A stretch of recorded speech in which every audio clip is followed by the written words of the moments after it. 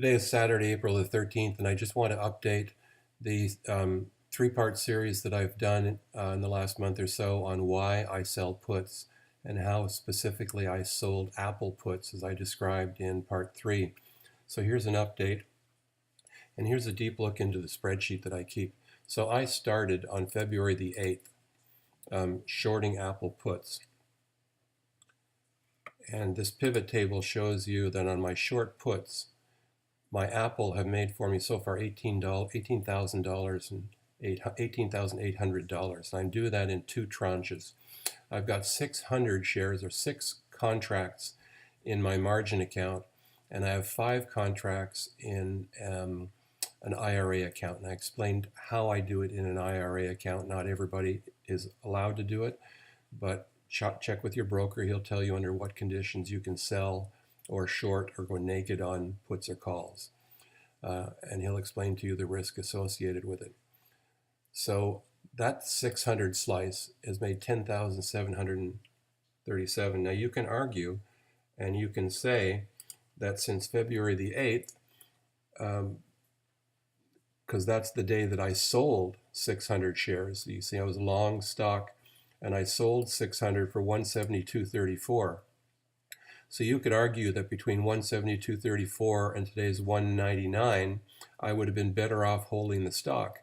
Yes, but I explained in my other videos why I sell puts instead of holding the stock. It's all about how you want to use your capital.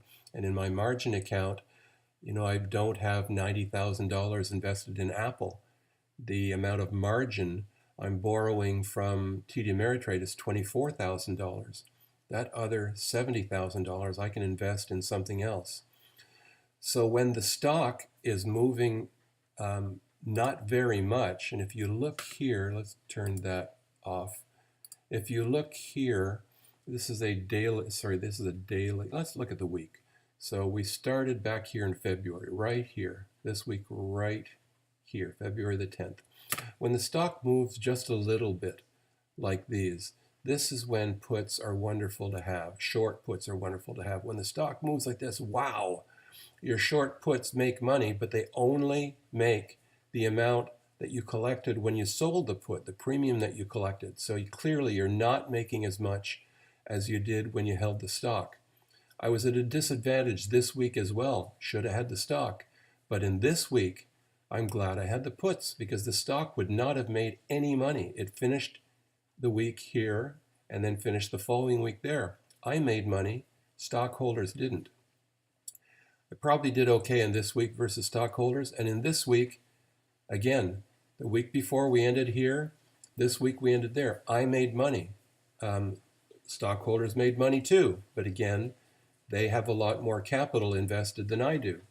Let's go back to our Excel spreadsheet and I will show you. So I started off in the first week, and this is, I only held for, let me open this up.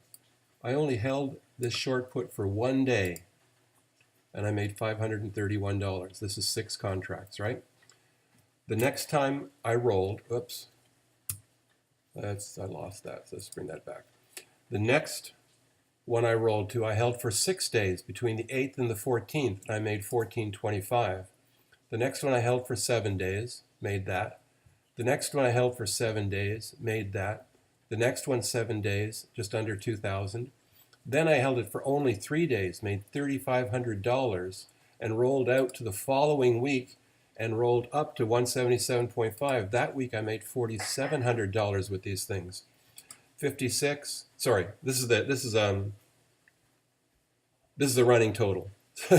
Wow, this is the running total. This is what I made actually every week. Okay. So the numbers were much modest. Here I lost, and you can see that's reflected in the running totals. These are the amounts of monies that I was making.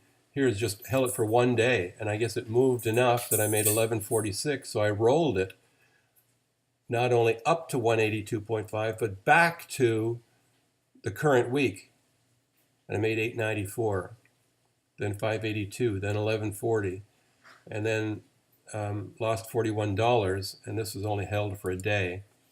Something happened. Probably it was a Friday. $24 Held it for a week, only made $24. Held it for 5 days, $1,700. 5 days, $500. 3 days, $414. And now the ones that I was rolling from on Thursday can make 786, but that'll bring me to 10,737 between February the 7th and April the 19th. So that's just where I'm standing now.